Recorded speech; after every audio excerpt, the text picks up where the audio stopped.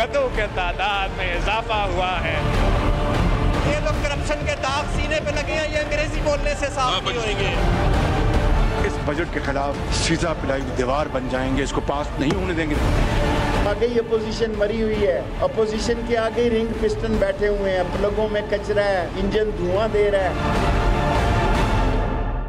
अस्सलाम वालेकुम, पाकिस्तान टुनाइट के साथ मैं हूं सैयद समर अब्बास। नाज़रीन, जून का यानी बजट का महीना चल रहा है और जैसे जैसे पारा ऊपर जा रहा है, सियासी दर्जा हरारत भी बढ़ता जा रहा है और कौमी असम्बली के अंदर जो हमने देखा पिछले 3-4 रोज़ के अंदर जो लड़ाई का माहौल रहा वो सिलसिला थमा है। तो आज बलूचिस्तान असम्बली के बाहर एक हमें दोबारा से हंगामा खेजी देखने को मिली, जहाँ अपोजिशन के अरकान तरक्याती स्कीमों में शामिल ना किए जाने पर वो सरापा एहतजाज थे। 4 रोज़ से धरना दिए बैठे थे, कई शाहराएँ भी बंद रखी। आज उन्होंने असम्बली के गेट्स पर ताले डाल दिए, ये कहा कि आज बजट का इजलास नहीं होने दिया जाएगा, बजट सेशन नहीं होने दिया जाएगा। लेकिन काफ़ी हंगामा खेजी वहाँ पर हुई। गेट तोड़ते वक्त इंतजामिया की तरफ से 2 MPs जो है अपोजिशन के वो ज़ख्मी भी हुए। बहरहाल इस पर हम ओवरऑल बात करेंगे कि ये रवैया क्यों है, अपने जो मुतालबात हैं वो पुरअमन तरीके से क्यों नहीं मनवाए जाते, सियासत में पुरअमन रवैये जो हैं वो ख़त्म क्यों हो रहे हैं और पुरतशद्दुद रवैये क्यों परवान चढ़ रहे हैं। और साथ ही साथ हम आज के प्रोग्राम में बात करेंगे कौमी असम्बली के अंदर आज बिलावल भुट्टो ज़रदारी ने हुकूमत के जो बजट है, जो अदाद व शुमार है, उन्हें मुस्तरद कर दिया और साथ ही हुकूमत को एक क्रेडिट दिया है। वो क्रेडिट क्या दिया वो आज सब ने देखा कि गधों की तादाद बढ़ने पे उन्होंने कहा कि वाहिद हुकूमत की जो कंट्रीब्यूशन है, जो उनकी परफॉर्मेंस है, वो गधों की तादाद का बढ़ना है। तो क्या उन्हें ये जो हुकूमत बड़े बड़े दावे कर रही है ओवरऑल इकॉनमी के ठीक होने के, तरक्याती स्कीमों के हवाले से, तरक्याती बजट के हवाले से, क्या वो बिलावल साहब को नज़र नहीं आए कि उन्हें सिर्फ एक ही चीज़ पर तनकीद करना पड़ी। और इसके साथ साथ हम बात करेंगे इंतखाबी इस्लाहात के हवाले से कि इंतखाबी इस्लाहात जो हैं ये एक इशू बनता जा रहा है जिसमें स्टेलमेट नज़र आ रहा है गवर्नमेंट और अपोजिशन के दरमियान। चूँकि अपोजिशन तो अब इस हद तक चली गई है कि आज बिलावल भुट्टो ज़रदारी ने यह कहा कि हम अगर अदालत तक जाना पड़ा तो अदालत में जाएंगे इन इंतखाबी इस्लाहात का जो एक्ट हुकूमत ने पास किया है कौमी असम्बली से, इसके ख़िलाफ़। और शहबाज शरीफ साहब ने तो चीफ इलेक्शन कमिश्नर को ख़त लिख दिया है कि वो इस पे एक डायलॉग रखें तमाम अपोजिशन की और गवर्नमेंट की जमातों के दरमियान। लेकिन हुकूमत का बड़ा क्लियर मौक़िफ़ है कि किसी किस्म का कोई भी झुकाव नहीं दिखाएंगे, नरमी नहीं दिखाएंगे, लचक नहीं दिखाएंगे, बल्कि वो कह रहे हैं कि कायम है ये बिल जो है वापस नहीं लिया जाएगा। तो इस पर मामला कैसे आगे बढ़ेगा और हुकूमत को क्यों इतनी ज़्यादा जल्दी है जिस पर अपोजिशन को तशवीश है। और आज़ाद कश्मीर के इंतखाबात के हवाले से भी आज के प्रोग्राम में बात होगी। हमें प्रोग्राम में ज्वाइन कर रहे हैं सेनेटर ऑन द अब्बास साहब पाकिस्तान तहरीक इंसाफ से, नफीसा शाह साहिबा पाकिस्तान पीपल्स पार्टी से, हिना परवेज़ भट्ट साहिबा पाकिस्तान मुस्लिम लीग नवाज से और हाफिज़ अब्दुल्ला साहब से भी हम रब्ता करेंगे जो आज हमने कोयटा के अंदर सूरत हाल देखी बलूचिस्तान असम्बली के बाहर। सबसे पहले बात कर लेते हैं बिलावल भुट्टो ज़रदारी की तरफ ज़रा आते हैं जी, जिन्होंने आज हुकूमत को सख्त तनकीद का निशाना बनाया और उन्होंने आज गधों की तादाद बढ़ने पे हुकूमत को क्रेडिट दिया है। ज़रा सुन लें बिलावल साहब ने आज हुकूमत की पूरी 3 साल दौरे इक़्तिदार में उन्हें वाहिद परफॉर्मेंस क्या नज़र आई, ज़रा सुन लें।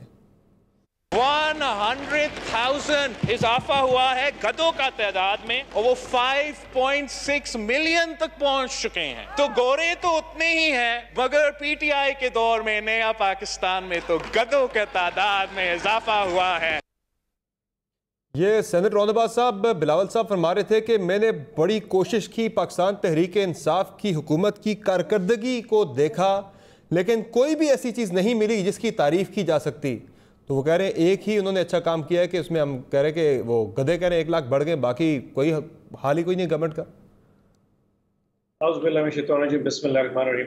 समर साहब, मैं वैसे ना पिछला जो पूरा हफ्ता गुजरा है, मैं एक्सपेक्ट कर रहा था कि कल रात के बाद शायद एक सेंस ऑफ जो सीरियसनेस है या सेंस ऑफ एक एथिकल वैल्यूज जो है ना वो शायद प्रिवेल कर गई है असम्बली में, क्योंकि असम्बली बेसिक रिप्रेजेंटेशन होती है पूरी सोसाइटी की, पूरे पाकिस्तान की। और ख़ास तौर पे अगर कहीं जो पब्लिक रिप्रेजेंटेटिव्स हैं, जो मेरी तरह के पार्लियामेंटेरियंस हैं, अगर वो कहीं पे एथिकल कोड फॉलो नहीं कर रहे तो कम से कम लीडरशिप को तो फॉलो करना चाहिए। तो कल के बाद मुझे एक उम्मीद सी वाबस्ता हो गई थी कि शायद कोई हालात बेहतर हो जाएंगे, लेकिन आज एक इतनी बड़ी पॉलिटिकल पार्टी के जमात के लीडर की तरफ से इस तरह की गुफ्तगू करना, ये थोड़ा सा ना मुझे खुद थोड़ी सी एम्बैरेसमेंट फील हो रही है। ये किस किस्म की पार्लियामेंट है? ठीक है, 3 दिन पहले जो कुछ हुआ, उन्होंने कुछ किया, कुछ पीटीआई ने हमने किया, मतलब एक दोनों तरफ से एक टिट फॉर टैट सिचुएशन बन गई थी। लेकिन कल से तो एक सेंस प्रिवेल कर रही थी, लेकिन आज मुझे लगा वो सब खत्म हो गया। और सबसे बड़ा जो मुझे अफसोस हुआ कि चले मेरे जैसा एक अनपढ़ आदमी जो है ना वो शायद बजट को ना पढ़ के आए, चलो सेंस बनती है। एक लीडरशिप के लेवल पे तो पूरी एक टीम होती है, इकोनॉमिक टीम होती है। फरहतुल्लाह बाबर साहब हैं, शहरी रहमान साहिबा हैं, गिलानी साहब हैं और कितने सारे लोग हैं जिन्होंने यकीनन बजट को पढ़ा होगा और अपने लीडर को उसके जो मेन नुकात हैं ताकि वो उसको रट्टा मार के अवाम को बता पाते भाई ये फिगर फज है या ये फिगर गलत है। आई एम सो अमेज्ड कि उनको किसी एक फिगर का नहीं पता था। अब जिस किस्म की मजाका खेज इन्होंने नंबर दिए हैं जिस भी हवाले से, इस पे तो कमेंट करना मैं अपनी भी एक हिसाब से ना तौहीन समझता हूं। बट 2-4 चीजें ऐसी हैं जिस पे मैं खुद अमेज हूं। एक तो उन्होंने फरमाया कि जनाब कर्जे बढ़ गए, कर्जे को इनको समझाए कि डेट टू जीडीपी की जो रेशो होती है, पाकिस्तान जनूबी एशिया में वाहिद वो मुल्क है जो सिर्फ 1.7% बढ़ी है। हमारे अगर आज के कर्जे 38 खरब और 20 अरब पे हैं तो हमारी इकोनॉमी का साइज 47 खरब 700 अरब पे पहुंच गया, विच इज 83%। पूरे अगर ग्लोबली देखा जाए तो डेट टू जीडीपी की जो रेशो है वो 13% तक बढ़ी है। उन्होंने आज उसकी जिक्र नहीं किया। साफ बादू फरमा रहे थे कि शायद फाटा के और बलोचिस्तान के फंड्स कट लग गए। मैं ऐसी कोई फिगर, पूरी बजट की कॉपी मैंने पढ़ के देख लिया है, मुझे एक जगह ऐसी बात नहीं आई को फाटा के फंड्स को। इनडायरेक्ट टैक्सेस की जो बात कर रहे थे बिलावल भुट्टो जरदारी कि उनका बोझ अवाम पे डाल दिया गया, वो तो आपके वजीर खजाना ने भी माना है कि इनडायरेक्ट टैक्सेस हम लगा रहे हैं, वो बहुत ज्यादा खतरनाक होते हैं, बंदे को पता ही नहीं लगता आम कंज्यूमर को कि मुझ पे क्या टैक्स लग रहा है। एक्सप्लेन टू यू, पिछली दफा हमारा जो टारगेट था वो था 6 खरब रुपए का, हमने उसको इंक्रीज करके कर दिया, इसमें तकरीबन कोई 7 बिलियन के करीब चले गए। उसमें जो ज्यादा जो पोर्शन आया इनडायरेक्ट टैक्सेशन में वो सिर्फ सेल्स टैक्स में आया, और सेल्स टैक्स में हमने बहुत क्लियरली कहा कि पाकिस्तान में इस वक्त कमोबेश लाख दुकानें हैं जो कि अनरजिस्टर्ड है और पॉइंट ऑफ सेल टर्मिनल सिर्फ 10,000 दुकानों पे एक्टिव चल रहा है। तो हमारी स्ट्रेटेजी ये है कि हम कम से कम अगले 2 साल में 5 लाख शॉप्स के ऊपर, रिटेलर्स के ऊपर पॉइंट ऑफ सेल लगाएंगे। बिल्कुल, वो आप कर रहे हैं, अच्छी चीज है, सिंध भी कर रहा है, आप भी कर रहे हैं, बहुत अच्छी चीज है, बिल्कुल होना चाहिए। मैं जरा लेकिन ये जो गधों वाले आदाद शुमार हैं वो बिल्कुल दुरुस्त हैं, वो उन्होंने पाकिस्तान इकोनॉमिक सर्वे से उठा के दिए हैं। अगर आप बहुत अगर आप सीरियस है इस पे कमेंट करने पे तो मैं चाहूंगा कि नफीसा बहन इस पे कमेंट कर लें। मुझे आई एम श्योर कि मुझे थोड़ी एम्बैरेसमेंट फील हो रही है कि नफीसा वालदा का इतनी बड़ी पॉलिटिकल पार्टी का नहीं, वो एक आदाद और शुमार उन्होंने दिए आपके इकोनॉमिक सर्वे से उठा के, वो कोई बाहर से चीज तो नहीं थी। नफीसा शाह साहिबा, बिलावल भुट्टो जरदारी साहब ने कहा कि मुझे पीटीआई की जो गवर्नमेंट है इसकी मैं 3 साल परफॉर्मेंस को देखूं तो मैंने पूरी कोशिश की कोई अच्छी चीज, कोई बेहतर चीज इनकी परफॉर्मेंस में जो इनके क्रेडिट पे आती हो वो मैं बयान कर सकूं, लेकिन कुछ भी नहीं मिला मुझे। इतनी ज्यादा हुकूमत चीजें गिनवाती है कि हमारे जो है हमारे, पहले तो मैं जी अपने ऑनरेबल सेनेटर को बताऊं कि बजट स्पीच में ज़रूरी नहीं है कि आप आदाद शुमार दें या आप बजट के ऊपर बात करें। बजट वो टाइम है साल का जिस वक्त हर मेंबर उठकर कोई भी चीज़ पर बात कर सकता है। बजट पेश होता है लेकिन तकरीर में आप हर मसला पाकिस्तान का उसको उठा सकते हैं। और चेयरमैन साहब ने ये आपने आखिरी पॉइंट ये उठाया, ठीक है, वो एक एंड लाइन होती है और वो फैक्ट्स पर मबनी था, लेकिन अगर आप सब्सटेंटिवली उनकी स्पीच को देखें तो उनकी एक बहुत उन्होंने लॉन्ग लेंस देकर मुल्क के हर मसले पर, और फिर जो क्लेम्स हैं हुकूमत के वो तो देखें, जो उनके गुड फील बजट जिसको इसको कह रहे हैं वो तो उसके दूसरे दिन ही ख़त्म हो गए जब आपने तेल और बिजली और इनकी कीमतें बढ़ाने शुरू कर दी। जब IMF ने आपको ये इशारा दे दिया कि दे थिंक कि यू डोंट मीन बिजनेस, तो उन्होंने कहा कि अब छोड़ें, आप चलाएं मुल्क को जैसे चलाते हैं, हम तो आपको सितंबर में मिलेंगे।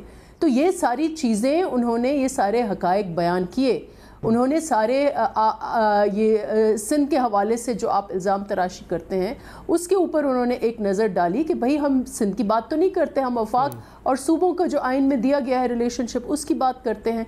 तो एक उन्होंने इश्यूज़ रेज़ किए और ऐसे इश्यूज़ हैं जो संजीदा इश्यूज़ हैं, उनको एक यकीनन उसका उनको उसी वेन में जवाब देना चाहिए।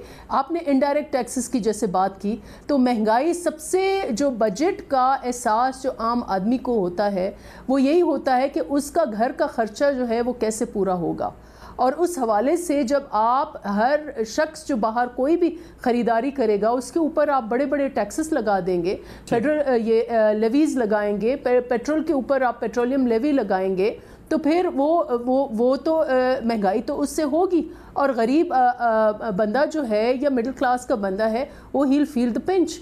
तो ये सारी चीज़ें उन्होंने बात जो की है और बहुत अच्छे अंदाज में की है, बहुत अच्छे पार्लियामेंट्री, हाँ, और यकीनन तनकीद का निशाना बनाया है कि पहली दफ़ा ये हुआ है और आपने ये माहौल क्रिएट किया है कि बजट बुक्स को पढ़ना नहीं है, बजट बुक्स को हथियार की तरह इस्तेमाल करना है और उन बजट बुक्स को लेकर ऑपोजिशन के मेंबर्स के सर जो हैं वो फाड़ने हैं, उनको इंजरीज करनी है, उनके ऊपर वार करना है। ये तो हमने पहली दफ़ा देखा है 60-70 साल में इस मुल्क की तारीख में कि बजट किताब पढ़ने के लिए नहीं है, बहैसियत आपका हथियार है और एमिनेशन है और धड़ाधड़ आप जो है और आपके वजीर और उनको यकीनन और अच्छा किया तनकीद को। आई एम श्योर कि उन्होंने ऑन भाई ने देखा होगा ये कि वो हर वजीर जो है वन अपमनशिप कर रहा था कि हम खान साहब को दिखाएं कि देखें हम कितने फन्ने खान और 30 मार खान है, हम बजट पढ़ते तो नहीं है लेकिन बजट से ज़रूर किसी का सर ज़रूर फाड़ना चाहते हैं। ठीक, अब वो बजट से एक तो बजट बुक से सर फाड़े गए, लेकिन जो तकारीर हम सुन रहे हैं नेशनल असम्बली के अंदर उसमें तो अपोजिशन यही कह रही है कि सर फाड़ने के साथ साथ यहाँ बुक के लोगों को जो है वो भूख जैसे मसाइल का शिकार कर रहा है ये बजट, जो इस वक्त अपोजिशन क्लेम कर रही है। बहरहाल अब जब चीज़ें आगे एग्जीक्यूट होंगी पता लगेगा कि आम आदमी के हालात बदलते हैं या नहीं। लेकिन ये जो लड़ाई झगड़े का माहौल रहा नेशनल असम्बली के अंदर, अब वो चीज़ें हम देख रहे हैं कि बलूचिस्तान के अंदर भी वही चीज़ आज हमें देखने को मिली। तो हाफिज़ अब्दुल्ला साहब, आज जो बलूचिस्तान असम्बली के बाहर मनाजिर थे बड़े ही अफसोसनाक थे कि अपोजिशन बजाय इसके कि वो पार्लियामेंट के अंदर बैठ के, यानी बलूचिस्तान असम्बली के अंदर बैठ के बजट की मुखालफत करती, बाहर जाके असम्बली को ताले डाल दिए गए, किसी को अंदर जाने ही नहीं देंगे, बजट सेशन ही नहीं होने देंगे, इसलिए कि हमारी इनपुट नहीं ली गई, इस बजट के अंदर हमारी तरक्याती स्कीमें शामिल नहीं की गई। कौन सी पार्लियामेंट के अंदर, कौन सी गवर्नमेंट के अंदर अपोजिशन की मुशावरत से बजट बनाया जाता है? बिस्मिल्लाहिर्रहमानिर्रहीम। बहुत शुक्रिया समर भाई। होना तो ये चाहिए था कि हुकूमती रवैये को क्रिटिसाइज किया जाता। बदकिस्मती से कुछ मीडिया हाउसेज है वो जिस तरह हुकूमत अपोजिशन को लताड़ने की कोशिश करती है, कुछ मीडिया हाउसेज है वो भी अपोजिशन को दबाने की कोशिश करते हैं। ये नहीं तो बदकिस्मती ये नहीं है कि वहां पे असेंबली को ताले डाल दिए जाए, बंद कर दिया जाए सारा कुछ। मैं बात पूरी कर रहा हूँ, आपने बात पूरी कर पूरी कौम ने सुन ली, अब मेरी बात भी सुनेंगे। जी देखिए, जो कौमी असेंबली में जो कुछ हुआ आपने देख लिया, वो सब कुछ पूरी कौम की शर्म से डूब गई। बिल्कुल, वफाकी वज़रा डेस्क पर खड़े होके वो बजट का भी फेंकते हैं और आपके वज़ीर दिफा, आपके उमूर कश्मीर के वज़ीर, आपके मवासलात के वज़ीर, आपके वज़ीर खारिजा, वो जो सबसे ज्यादा रोती है ज़रताज गुल, ये सारे फेंकते रहे, एक दूसरे को शफकत महमूद तक की देते रहे। होना तो ये चाहिए था कि कश्मीर का वजीर LOC पे नजर आते, उनकी जुर्रत और बहादुरी हमें दिखाई देते। होना तो ये चाहिए था परवेज घटक बहसत वजीर दिफा कहीं हमें किसी मुर्छे में नजर आते, वहां भी नजर आया नहीं आया, कोई स्टेटमेंट भी नजर नहीं आया उनका। ये है इनका रवैया, ये पूरा मंसूबे के तहत, पूरी मंसूबे के तहत। और आप पार्लिमानी पार्टी के इजलास जो कल हुआ इमरान खान की सरबराही में, वहाँ खुद वज़रा एक दूसरे को कहते रहे कि आपने गलत किया, आपने गलत किया, हमने गलत किया, खुद कहते थे। तो ये एक बात तो ये वो तो माहौल ठीक करने पे, वो तो अब्दुल्ला साहब माहौल असेंबली का ठीक होने पे वो वज़रा बड़े सीख पाते कि ये माहौल ठीक कैसे हो गया, क्यों हो गया। बिल्कुल, माहौल ठीक करने गालियों से ठीक करना ना, इसकी कापियों को पार कर फेंकना मारना, इससे माहौल को ठीक करना। मैं ये कह रहा हूँ कि वज़रा एक दूसरे पे तनकीद इसलिए कर रहे थे कि आपने क्यों सपोर्ट किया इस बात को कि पार्लियामेंट का माहौल ठीक हो। नहीं, इस बात पे लड़ाई थी। वो बड़ा हैरान कौन था ये। वो इत्तेहादियों ने बात की है, इत्तेहादी जो थे उन्होंने कहा कि आपका ये जो रवैया था ये जमहूरी नहीं था, ये अखलाकी नहीं था, ये तहजीब नहीं थी, न इंसानियत थी, न मशरकी तहजीब थी, न पाकिस्तानी तहजीब है, न इस्लाम का ये दर्स है, न मदीने की रियासत की ये अखलाक है। एक तो ये बात। जहाँ तक आपने बलूचिस्तान की बात की, देखे ये तकरीबन तीसरा या चौथा बजट है जो पेश किया जा रहा है। बलूचिस्तान में अपोजिशन असेंबली के अंदर चीख के वो कह रहे हैं कि क्या हम हिंदुस्तान से आए हैं या हमने भी बलूचिस्तान के लोगों ने मुंतखब होकर असेंबली में भिजवाया है।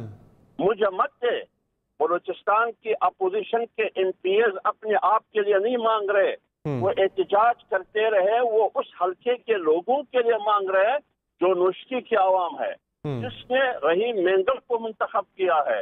बीएनपी मेंगल का, जेयूआई के असगर, जेयूआई के सदीकी, जेयूआई के प्लाना जो पिशीन से आवाम ने मुंतखब किया है। बीएनपी मेंगल के 11 एमपीएस, 9 एमपीएस जमीयत उलमा इस्लाम के 11 एमपीएस, पश्तूनख्वा मिली अवामी पार्टी के, ये आवाम ने मुंतखब किया है। आप उन्हीं हल्कों में डेवलपमेंट देते हैं गैर मुंतखब लोगों को सियासी रिश्वत के तौर पर। एक बात। दूसरी बात यह है कि एहतजाज करना मेरा जमहूरी हक है, स्ट्राइक करना मेरा जमहूरी हक है। जब मैं अपना जमहूरी हक इस्तेमाल करता हूँ, ये हक आपको किसने दिया है कि तुम बकरगंग गाड़ियों को एमपीएस पर चढ़ा के उनकी हाड़ियां तोड़ के, ये हक आपको किसने दिया है? तीसरी बात ये, जिस तरह हम रोज अव्वल से कहते हैं कि यह हुकूमत बंदूक और बंदूक के नाले के साये में बनी है, आज भी बजट गाड़ियों, बंदूक के नालियों और फोर्सेस की वर्दी में मलबूस हमदुल्ला साहब, ये तो मुतालबात होते हैं, लेकिन कल जो मैं सुन रहा था आपके जो सूबाई सदर हैं, आपके जो सूबाई अमीर हैं अब्दुल वासित साहब, मौलाना अब्दुल वासित साहब, वो ये फरमा रहे थे वहाँ जाके कि हम इस बजट को इसलिए पास नहीं होने देंगे कि इसमें अपोजिशन की जमातों से मुशावरत नहीं की गई। तो कौन से बजट में कौन सी हुकूमत अपोजिशन से मुशावरत करके बजट लाती है?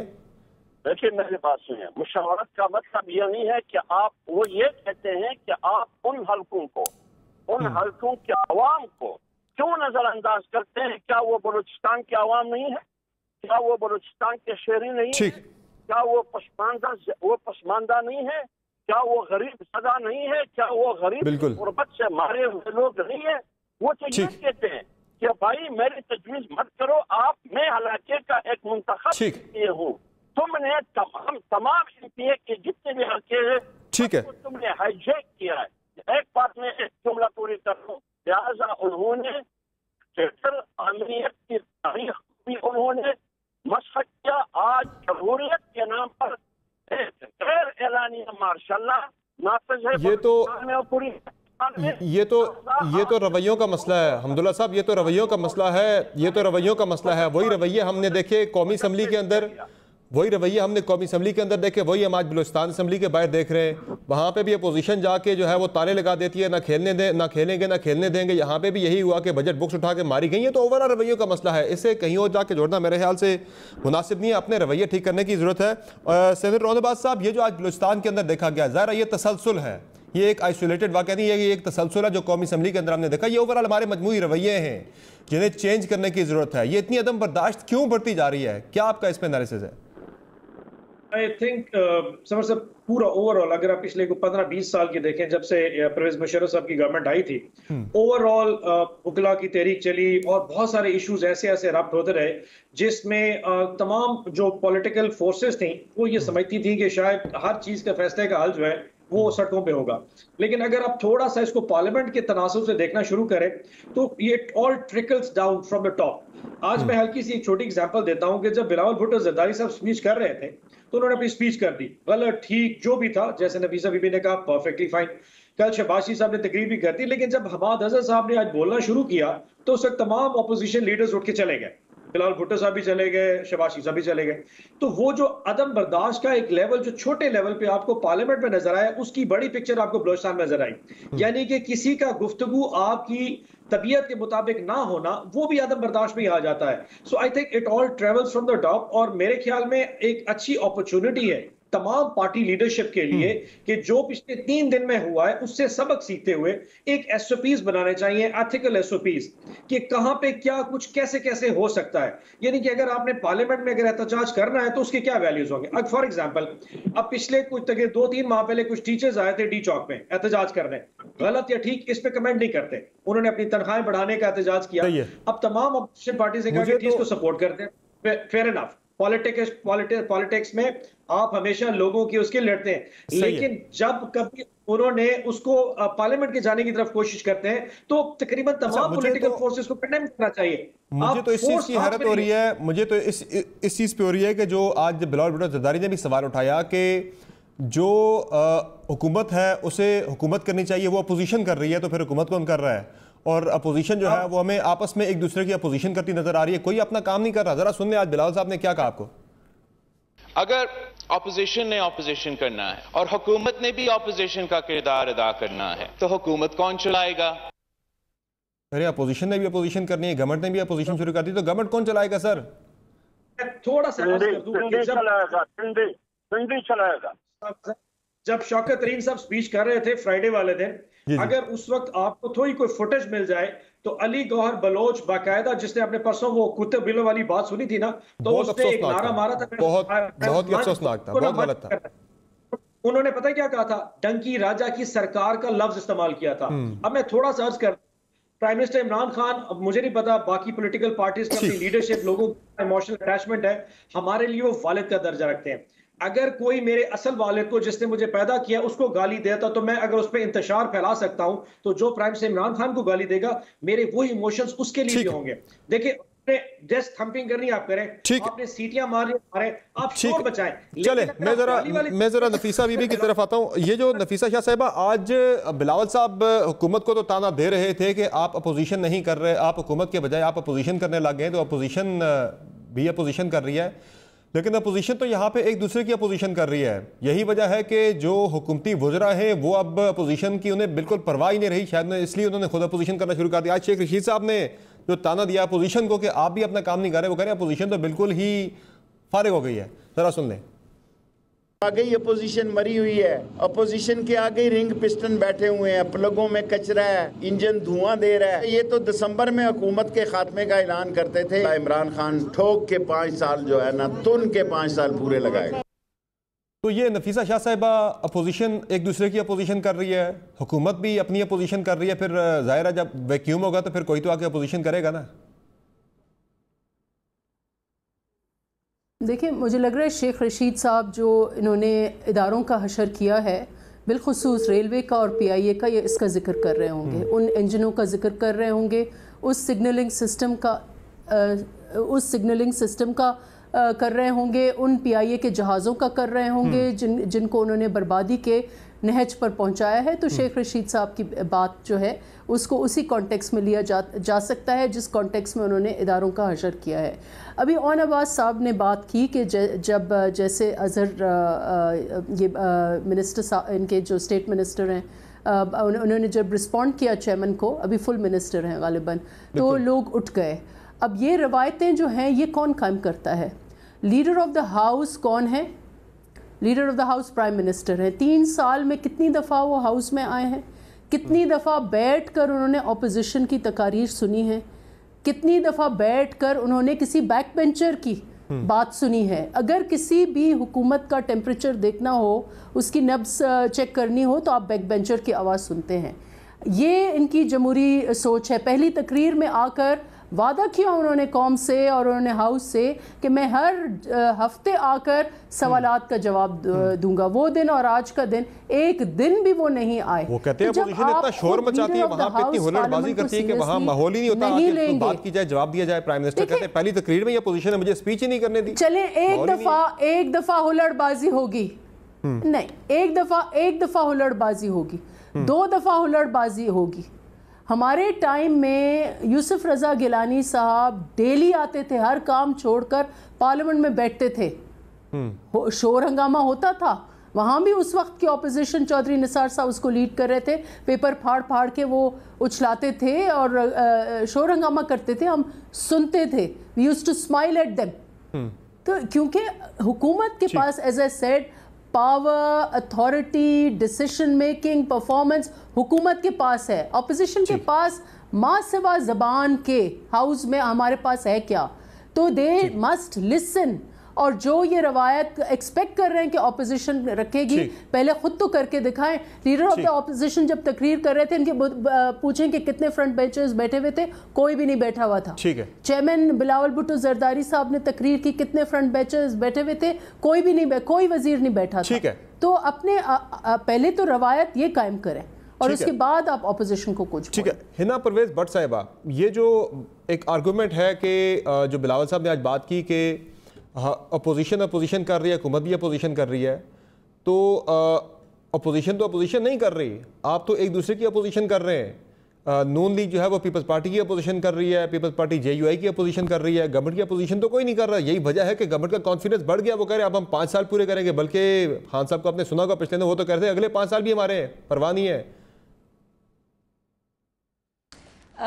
समर, सबसे पहले तो ये अनोखी हुकूमत है जो बजट भी खुद पास करती है, एहतजाज भी पार्लियामेंट में खुद करती है। अभी तो हमें ये डर है कि ये बजट के ख़िलाफ़ सड़कों पे जाके धरना भी ना देना शुरू कर दें। मेरे ऑनरेबल कुलीग ऑन साहब ने अभी कहा कि अगर कोई इमरान खान साहब को कहेगा डोंकी राजा की सरकार तो हम इंतशार फैलाएंगे।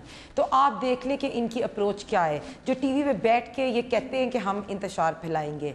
इससे पहले आपने सीक्वेंस ऑफ इवेंट्स देखे कि पार्लियामेंट में अगर मरियम औरंगज़ेब साहिबा या हमारी बाकी जो मेंबर्स थी उन्होंने प्ले कार्ड्स उठाए भी हुए थे, तो इनकी असेंबली की मेंबर्स जाके खींच रही थी और इन लोगों ने एक्चुअली इंतशार फैलाने की कोशिश की। उससे पहले आपने देखा फिरदौस आशिक अवान साहिबा ने जिस तरह टीवी पे कोशिश की हिट करने की कादिर मंदुखिल साहब को, और उसके बाद सुना उन्होंने बड़े असेंबली के अंदर तो आपके अरकान ने नाजेबा वहाँ पे अल्फाज कहे, गैर अखलाकी नारे वहाँ पर लगाए गए और यहाँ तक कहा गया गालियाँ देने के बाद कि ये तो पंजाब का कल्चर, हालांकि पंजाब का कल्चर नहीं है, ये माना गया उस चीज़ को। देखिए, इस बात पे मैंने लास्ट टाइम भी यही बात की थी, पंजाब का कल्चर बिल्कुल नहीं है।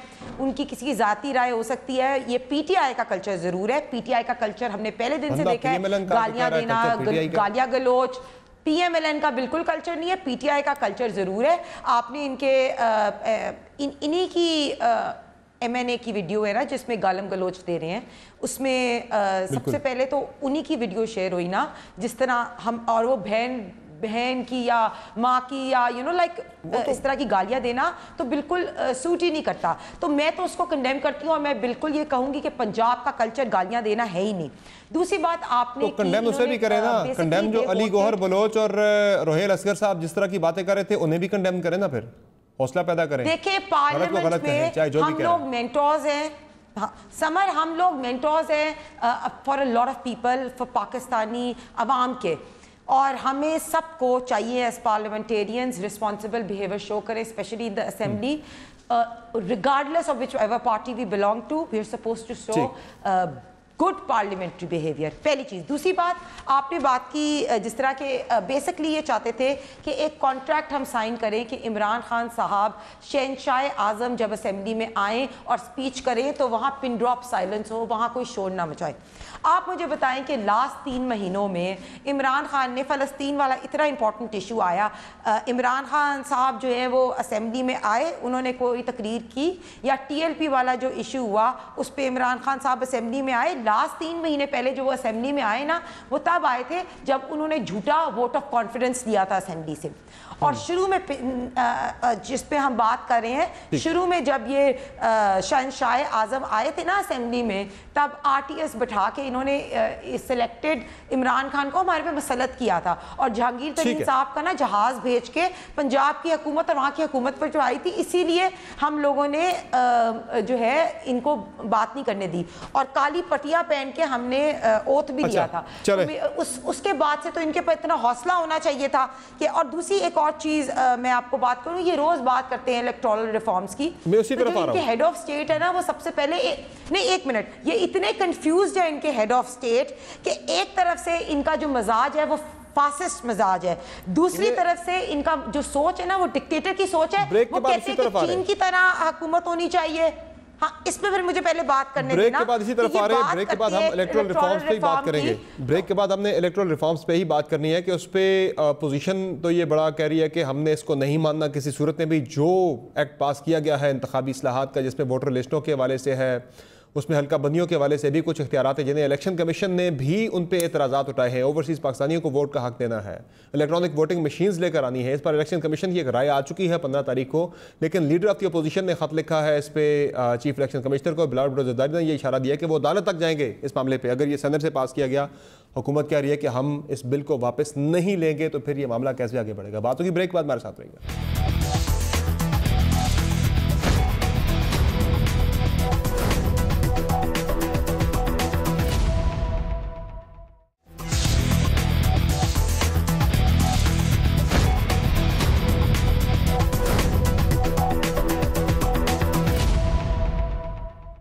वेलकम बैक टू शो नाज़रीन।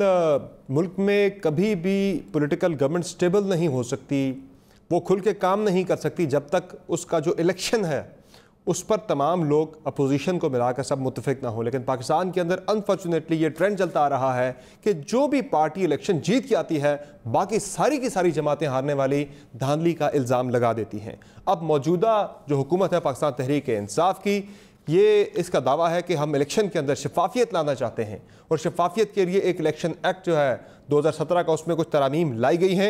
उन तरामीम में कुछ वोटर लिस्टों के हवाले से भी जो हतमी नज़रसानी का इख्तियार इलेक्शन कमीशन के पास होता था उस पर भी चेंज की गई हैं चीज़ें। फिर जो इसमें होती है हल्का बंदियाँ, उस हवाले से भी कुछ चीज़ें तब्दील की गई हैं और ओवरसीज़ पाकिस्तानियों को वोट का राइट दिया गया है।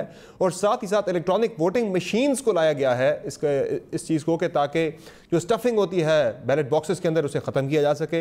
लेकिन इस पे इलेक्शन कमीशन तो अपने तशवीश का और एतराज़ अपना जो है वो ज़ाहिर कर चुका है बड़ा खुल के, लेकिन अपोजिशन की तरफ से भी खुल के इस पर तनकीद जो सामने आ रही है। शहबाज शरीफ साहब ने ख़त लिखा है चीफ इलेक्शन कमिश्नर को कि ऐसा नहीं होना चाहिए, चूँकि इलेक्शन कमीशन भी इस पर अपने तहफ़्फ़ुज़ात का इजहार कर चुका है, तरामीम के ऊपर इन पर एतराज़ कर चुका है और वो ये कह रहे हैं कि फ्री एंड फेयर इलेक्शन अगर आपने कराना है, तमाम आपने तरामीम लानी है, तो फिर तमाम जो अपोजिशन की जमातें उन्हें इन्वाइट किया जाए, उनकी कंसल्टेशन के लिए एक इस पर डायलॉग होना चाहिए। जबकि बिलावल भुट्टो जरदारी ने आज पार्लियामेंट के फ्लोर पर यह कहा कि अगर ये बिल पास करवाया तो वो अदालत जाएंगे। उनका मौक़िफ़ ज़रा सुन लें। तरीके से ये इलेक्शन ऑर्डिनेंस, ये इलेक्शन लॉ इस हाउस में आपने पास करने की कोशिश की, जिस तरीके से इलेक्शन कमीशन ऑफ पाकिस्तान ने इन कवानीन पे अपने एतराज़ात उठाए हैं, हम सब को नजर आ रहा है कि ये आपका कोशिश है कि एक बार फिर आवाम के वोट पे डाका लगाया जाए। और इस बार जनाब स्पीकर, कोई आपको ये इजाजत नहीं देंगे। अगर आप जबरदस्ती पास करवाते, हर अदालत में आपका पीछा करेंगे, हर अदालत में आपका पीछा करेंगे अगर आपने ये बिल पास करवा लिया सेनेट के अंदर से भी। तो सेनेटर औरंगाबाद साहब, ये जिस इलेक्शन एक्ट 2017 के अंदर तरामीम की जा रही हैं, जब उस वक्त इंतखाबी इस्लाहात हो रही थी 2017 में हुई, उससे पहले अपोजिशन की तमाम जमातों और गवर्नमेंट की तमाम जो पार्लियामेंट के अंदर जमातें थीं, सब पर मुश्तमिल एक कमेटी बनाई गई थी, कंसेंसस पैदा किया गया था, उसके बाद ये तरामीम आई थी, उसके बाद ये इंतखाबी इस्लाहात हुई थी। अब ऐसा क्या है कि अपोजिशन की तजावीज़ को बिल्कुल ही यकसर रद्द करते हुए, बालाए ताक रखते हुए इलेक्शन कमीशन कह रहा है कि हमारा जो मौक़िफ़ था उसे भी कायमा कमेटी जो थी पार्लिमानी अमूर की, उसमें खातिर में नहीं लाया गया और बुलडोज करके सारी चीज़ों को आपने एक तरफा ये एक्ट पास कर दिया कौमी असम्बली के अंदर से, अब सेनेट के अंदर से भी पास करने जा रहे हैं, फिर पीपल्स पार्टी करिए अदालत जाएंगे। ये मामला तो फिर मुझे पार होता नज़र नहीं आ रहा कि ये इस्लाहात हो सके और गवर्नमेंट की जो सीरियसनेस है उस पर सवाल उठ रहा है। 2017 का जो इलेक्टोरल रिफॉर्म्स का बिल है, थोड़ा सा आपको इसका हिस्टोरिकल बैकग्राउंड भी दे दूं। पहली मीटिंग सर 31 अक्टूबर 2020 को, फिर उसके बाद 29 जनवरी 2021, 10 मार्च 2021 और फिर 30 मार्च 2021 को, ये 4 मीटिंग्स जिसमें इलेक्शन कमीशन के नुमाइंदे भी शामिल थे और अपोजिशन पॉलिटिकल पार्टीज के तमाम नुमाइंदे भी पार्लियामेंट्री अफेयर्स की स्टैंडिंग कमेटी में शामिल थे। उन्होंने तमाम इश्यूज को बहुत दफा डिस्कस किया और करने के बाद असेंबली ने लास्ट वीक इसको पास कर दिया। अब इसमें 2 चीजें, as per law election commission of Pakistan आइन के आर्टिकल 218(3) के तहत फ्री एंड फेयर इलेक्शन कराने का पद है एज पर दी लॉ बनाना है कौमी असेंबली ने। अब कौमी असेंबली ने स्टैंडिंग कमेटी में डिस्कशन करने के बाद लॉ पास कर दिया। सर, स्टैंडिंग कमेटी पार्लिमानी अमूर के अंदर इलेक्शन कमीशन कह रहा है हमारे मौक़िफ़ को ज़ेरे बहस लाया ही नहीं गया सिरे से। उनके इश्यूज को सुना गया था, एड्रेस भी किया गया था, लेकिन मेरे इसमें 2 मौक़िफ़ है। अगर उनको इस पे एतराज है कि कानून बनाना तो पार्लियामेंट का काम है, पार्लियामेंट ही कानून बनाएगी। 18वीं तरमीम में भी जब उस वक्त तमाम पॉलिटिकल पार्टीज जिसने इलेक्शन करवाना है, इलेक्शन कमीशन ने जो आम है उसने उसको आपने एतमाद में तो लेना है ना, जो आप जो इसमें इस्लाहात कर रहे हैं। एतमाद में लिया था, बल्कि आखिरी जो मीटिंग हुई थी जिसमें डॉक्टर बाबर रहमान और 4 मिनिस्टर फवाद चौधरी साहब भी गए थे, उन्होंने जाकर उनको एक्सप्लेन भी किया था। तो उन्होंने उस वक्त जो है ना इस पर एतराज नहीं किया, बल्कि एक पॉलिटिकल स्टेटमेंट जारी कर दिया। हद तक उनको चाहिए था कि वो प्राइम मिनिस्टर ऑफिस को या प्रेसिडेंसी को या स्पीकर साहब को लिख देते कि हमें इस पे इश्यूज है, इसको बैठ के डिस्कस करना चाहिए। लेकिन जरा पॉइंट समझने की कोशिश करें कि अगर फॉर एग्जांपल उनको एतराज है कि जी इलेक्ट्रॉनिक वोटिंग मशीनें फ्लॉड है, तो कोई नई चीज हमें तजवीज कर दें कि ये ठीक है, क्योंकि जो पुराना सिस्टम है उसमें तो सर सिर्फ मसला इलेक्ट्रॉनिक वोटिंग मशीन्स का नहीं है। जो इलेक्शन कमीशन का मौक़िफ़ है वो ये कह रहे हैं कि इलेक्शन कमीशन ये कह रहा है कि इस एक्ट के अंदर जो आपने इंतखाबी फहरिस्तों की तैयारी और उनकी नजरसानी का जो इख्तियार है, जो आईन पाकिस्तान के आर्टिकल 219 के तहत इलेक्शन कमीशन के पास था, कह रहे हैं वो इख्तियार भी आपने खत्म कर दिया है। मैं थोड़ा सा एहसन इकबाल साहब की प्रेस कॉन्फ्रेंस पिछले हफ्ते की उठा के दे लें तो वो फरमा रहे थे कि मैं थोड़ा सा आहिस्ता आहिस्ता उस तरफ जा रहा हूं। उन्होंने एतराज किया ओवरसीज पाकिस्तानी पे और उनका पॉइंट ये था कि जैकबाबाद के मसले का या ननकाना के मसले का या बदीन या सखर या लोरालाई के मसले का फ्रांस में बैठे हुए पाकिस्तानी को कैसे अंदाजा होगा। ये दूसरा इशू उन्होंने रेस किया था जो कि बहुत बड़ी बात है। बाकी चीजें बहुत मिनिमल है। क्या मुझे एहसन इकबाल साहब ये समझा सकते हैं कि जो हर महीने पाकिस्तानी $2 अरब पूरी दुनिया से आपको यहां भेजते हैं, जिसकी वजह से आपका करंट अकाउंट खसारा आज सरप्लस में चला गया है और $900 मिलियन ओवरऑल पर एनम आप एक्स्ट्रा ले गए। इस पे मैं एग्रीड हूँ कि बिल्कुल जो ओवरसीज पाकिस्तानीज हैं वो हमसे बढ़ के पाकिस्तानी, हमसे ज्यादा वो पाकिस्तान से शायद मोहब्बत करते हो, उनको बिल्कुल राइट मिलना चाहिए। मैं एग्री करता हूँ आपके साथ, लेकिन बहुत सारी ऐसी चीजें हैं। ईवीएम के मामले पे अभी भी तहफ़्फ़ुज़ात इलेक्शन कमीशन कहता है कि जो इस पे रिपोर्ट आई थी हमने उस पर एतराज उठाया था, वो नहीं मानी गई। अपोजिशन को एतराज है, अपोजिशन बल्कि शक का इज़हार कर रही शायद ये इलेक्शन चोरी करने का कोई आप इसमें इलेक्ट्रॉनिक वोटिंग मशीन के अंदर कोई तरीका तलाश कर रहे हैं। समझ साहब मैं आपको एग्जांपल कोट कर रहा हूं कि आपको इलेक्ट्रॉनिक वोटिंग मशीन पे प्रॉब्लम है, ठीक हो गया, आपको ओवरसीज पाकिस्तानी पे क्यों प्रॉब्लम है। अब जैसे इलेक्शन कमीशन ने कहा कि जी वोटर लिस्टों का, चले मैं जवाब लेता हूं। अब मैं अगली बात कहता हूं सर, वोटर लिस्टों का प्रॉब्लम है। फॉर एग्जांपल वोटर लिस्टों के लिए जो तजवीज है वो ये है कि आप बजाय वोटर लिस्टों के जो नेशनल आईडी कार्ड का नंबर है उसको वोटर नंबर दे दें। इसमें क्या इश्यूज है। और दूसरा हमने ये कहा है कि नंबर ऑफ पॉपुलेशन पे आप हल्का ना बनाए, नंबर ऑफ वोटर्स पे हल्का बनाए। पॉइंट ये है कि ये जो 49 किस्म की इलेक्शन अमेंडमेंट्स थी, इस पे आप एक एक पे तो वो बेसिकली कोई इतने बड़े इशू हैं, लेकिन क्योंकि एक्सेप्ट नहीं करना। और अब जिस तरह एहसन इकबाल या शहबाज शरीफ साहब कह रहे हैं, इनको ये पता है ओवरसीज पाकिस्तानी इमरान खान साहब से मोहब्बत करते हैं, इनको ये भी पता है कि 90% वोट हमारी फेवर में जाएंगे, इसलिए तमाम ठीक है। नफीसा शाह साहिबा, ठीक है, चले आपका पॉइंट आ गया सर। नफीसा शाह साहिबा, इस पर तो बड़ी क्लियर है गवर्नमेंट कि जो बिल हमने कौमी असम्बली से पास करवा लिया है वो वापस नहीं लिया जाएगा। आज इस पे प्रेस कॉन्फ्रेंस भी की है पार्लिमानी अमूर के वजीर बाबर एवान साहब ने, जरा उन्हें सुन ले आप।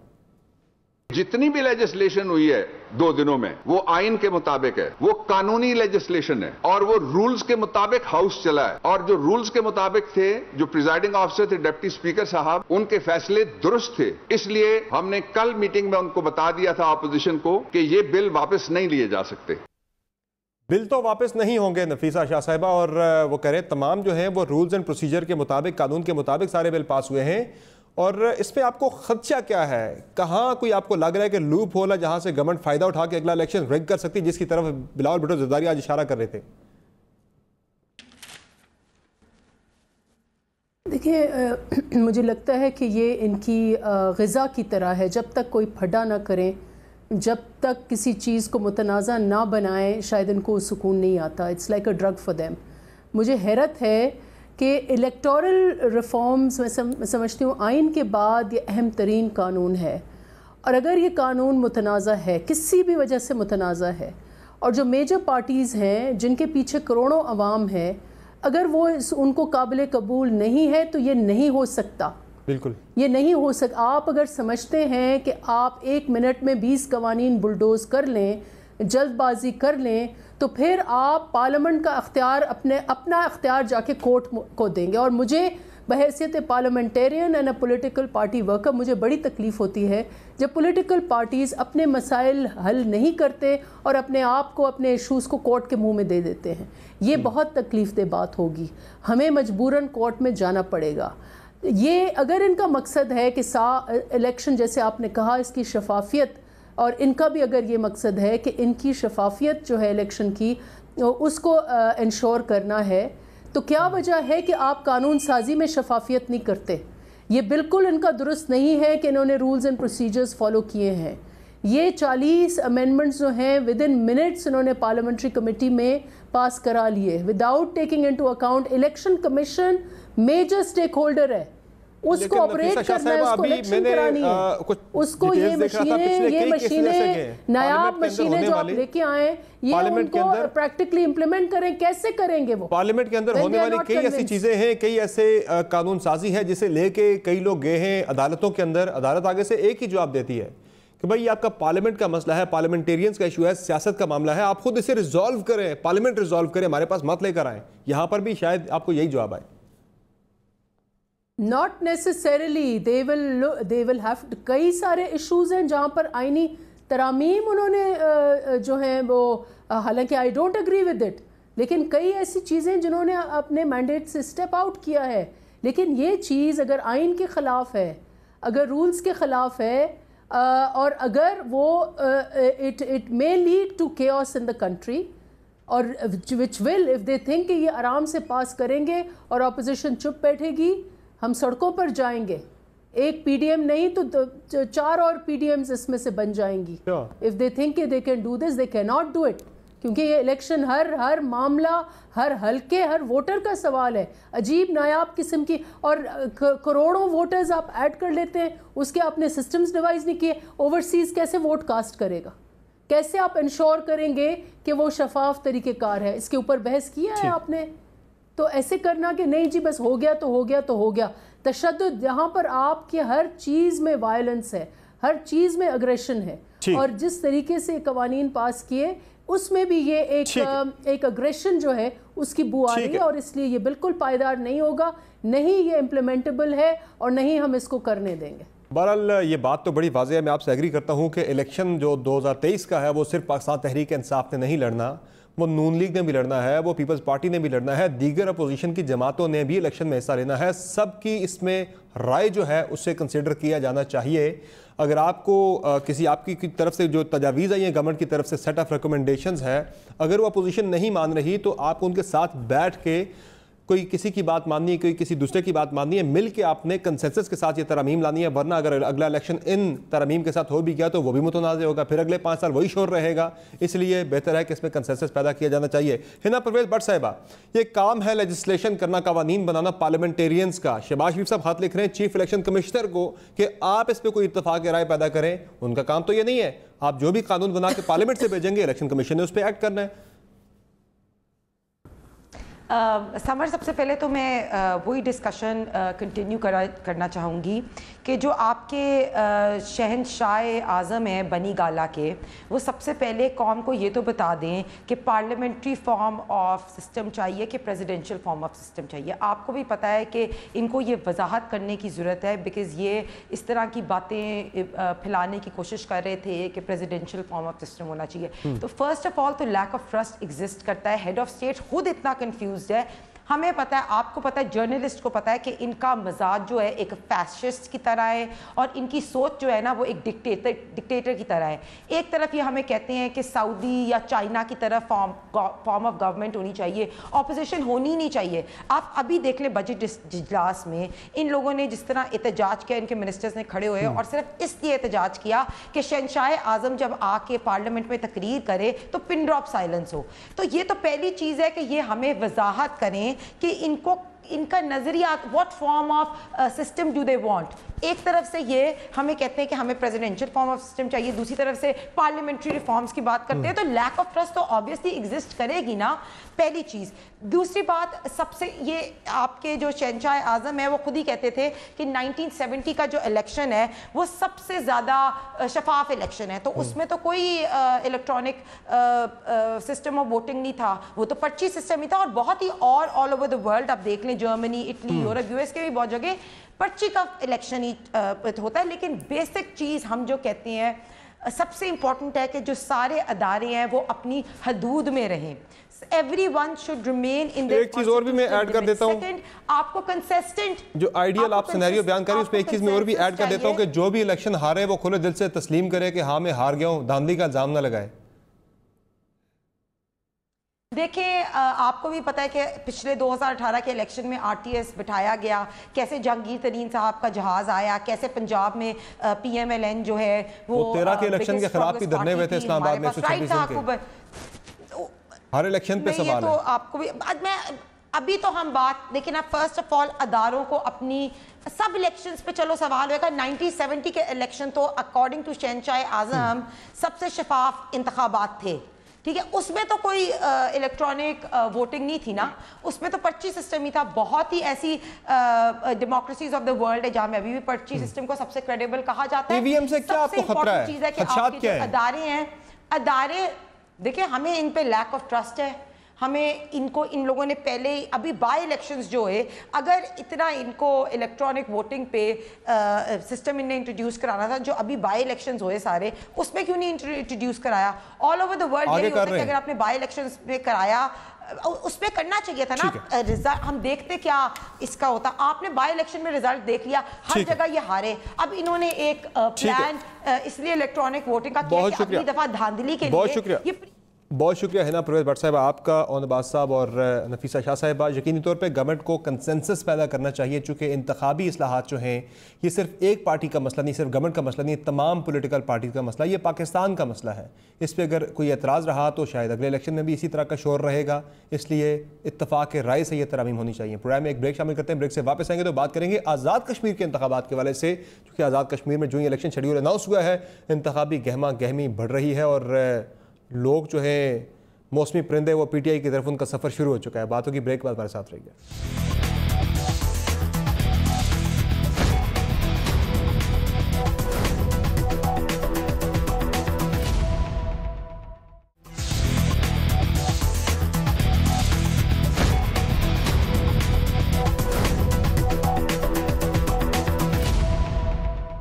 वेलकम बैक टू शो नाज़रीन। आज़ाद कश्मीर कानून साज असम्बली के इंतखाबात 25 जुलाई को होने जा रहे हैं। इस सिलसिले में इलेक्शन कैंपेन तमाम पॉलिटिकल पार्टीज़ ने शुरू कर दी है, लेकिन यहाँ पर भी हम देख रहे हैं कि जिस तरह पाकिस्तान के इंतखाबात के अंदर आपने देखा, आम इंतखाबात के अंदर के जो मौसमी परिंदे हैं उनका सफ़र शुरू हो चुका है पाकिस्तान तहरीक इंसाफ की तरफ। आज भी मुस्लिम लीग नून के बाग आज़ाद कश्मीर से टिकट होल्डर, जिन लोगों ने पहले बाकायदा हल्फ उठाया था, दस्तखत किए थे कि हम पार्टी छोड़ कर कहीं नहीं जाएंगे, इस दफ़ा नून लीग ने हल्फ लिया आज़ाद कश्मीर में अपने मिनिस्टर से, लेकिन फिर भी उनके कोई 3-4 लोग ऐसे हैं जो कि पार्टी छोड़ के पाकिस्तान तहरीक इंसाफ में शामिल हो चुके हैं। लेकिन इस इलेक्शन सारे इस अमल के अंदर एक एतराज़ उठ रहा है अपोजिशन की जमातों की तरफ से कि यहाँ पे कई जगहों पे वोटर लिस्टें जो हैं उनमें रद्द-ओ-बदल हो रहा है और कई लोगों के वोट्स जो हैं वो कैंसिल किए गए हैं। पर्टिकुलरली जो मुहाजिरीन के हल्के हैं, पिंडी के अंदर जो है कुछ वज़रा के इन्फ्लुएंस के वाले से भी एतराज़ उठ रहा है। शफाफियत होनी चाहिए, इलेक्शन कमीशन आज़ाद कश्मीर को इसमें एक एक्टिव रोल प्ले करना चाहिए ताकि शफाफ इलेक्शन हो आज़ाद कश्मीर का। आज के शो में इतना इजाज़त दीजिए, अल्लाह हाफ़िज़।